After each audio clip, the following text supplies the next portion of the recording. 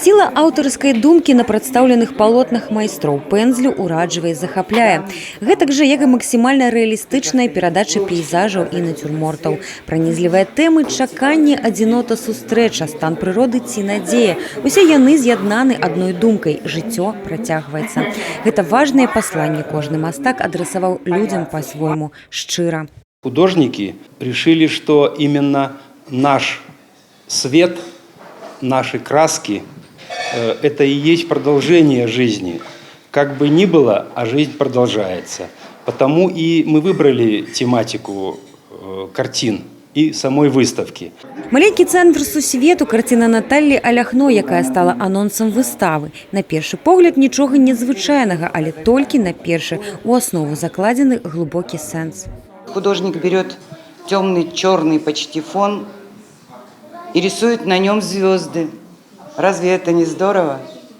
Всегда после черной полосы наступает светлое, и на черном фоне можно увидеть звезды. З вышыні творчага досведу Наталля Аляхно упэўнена, карціна можа ўздзейнічаць на чалавека.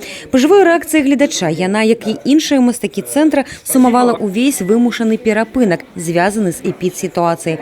Апынулася нездарма, менавіта эпідэмія натхніла майстроў ствараць жыццесцвярджальныя сюжэты, якія натхняюць і напаўняюць энтузіазмам. Этот вот домик, он занимает, довольно-таки эта картина занимает очень много времени. И, где-то с марта картин 6 так получилось.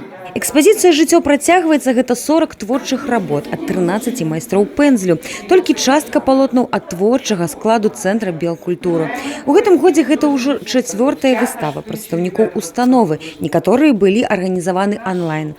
Але арганізатары вельмі хацелі парадаваць брастаўчан, падарыўшы яркую выставу. На яе адкрыцці былі ўрачыста ўручаны пасведчанні прадстаўнікам установы папулярызацыі народнай творчасці «Цэнтр белкультуры», а таксама падаравана карціна першаму наведвальніку экспазіцыі. Софія Бережная, Сергей Матвейчук, тэлерадыёкампанія «Брэст».